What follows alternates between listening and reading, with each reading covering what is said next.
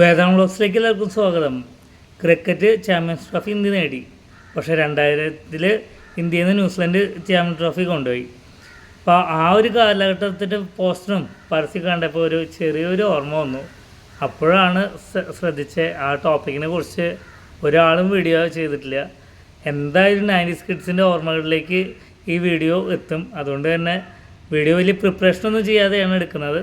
എല്ലാവരും ഇത് കാണണം. നമുക്ക് ചെറുപ്പകാലത്ത് മിഠായിയൊക്കെ കിട്ടിയപ്പോൾ അല്ലെങ്കിൽ മിഠായി വാങ്ങാൻ തുടങ്ങിയപ്പോൾ നമുക്ക് ഏറ്റവും ഇഷ്ടപ്പെട്ടിരുന്ന മിഠായി എന്ന് പറഞ്ഞാൽ ബബിൾ ഗം ആയിരുന്നു.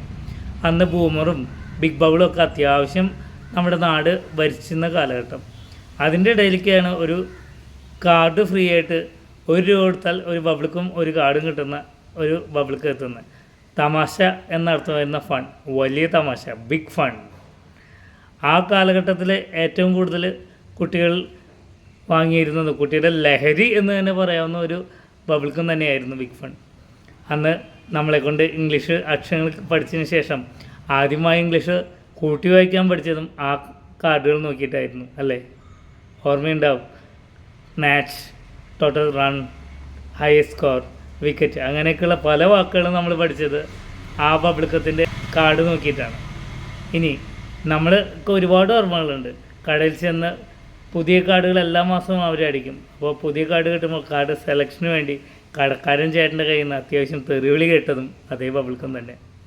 അതുപോലെ തന്നെ കൂട്ടുകാരന് ബബിൾക്കം ഷെയർ ചെയ്ത് കാർഡ് നമ്മൾ എടുക്കുന്നതും പഠിച്ച ഷെയറിങ് മെൻറ്റാലിറ്റി പഠിപ്പിച്ചതും അതേ ബബിൾക്കം. വേറൊരു കാര്യം കൂടെയുണ്ട്.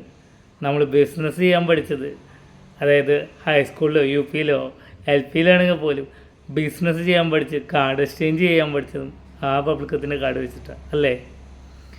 അന്ന് കുറേ കാര്യങ്ങൾ നമുക്കറിയാം ഇപ്പോഴും. അന്ന് സച്ചിൻ ഡബിൾ സെഞ്ചുറി അടിക്കാത്ത കാലഘട്ടം ആയതുകൊണ്ട് ഹൈ സ്കോറിൽ Saeed Anwar, total run Mohammad Azharuddin, total wicket ആണെങ്കിൽ വസീം അക്രം കഴിഞ്ഞിട്ടേ ഉള്ളൂ. ഇനി ബെസ്റ്റ് ബോളിംഗ് ആണെങ്കിലോ അക്കിബ് ജാവേദ്, ബോളിംഗ് ആവറേജ് ആണെങ്കിൽ ബോളർ അല്ലാത്ത വിനോദ് കാംബ്ലി, 7 ബോളിംഗ് ആവറേജ്. ഇതൊക്കെ നമ്മളെ ഓർമ്മകളിൽ എന്നും ഉണ്ടായിരിക്കും. നമുക്ക് ലഹരി എന്ന് പറഞ്ഞാൽ അത് തന്നെയാണ്. മാത്രമല്ല ഏറ്റവും കൂടുതൽ നമ്മൾ കാർഡുകൾ ശേഖരിച്ച് കൂട്ടുകാരുടെ മുന്നിൽ റിച്ചായിരിക്കുന്നതും, അതായത് ഇത്ര ആൾക്കാർ, വെറൈറ്റി ആൾക്കാർ കാർഡുകൾ എന്തെന്ന് പറയുന്നതും നമ്മൾ തന്നെയാണ്. അങ്ങനെ ഒരു കാലഘട്ടം എന്തോ പെട്ടെന്ന് അവർ കച്ചവടം നിർത്തിപ്പോയി.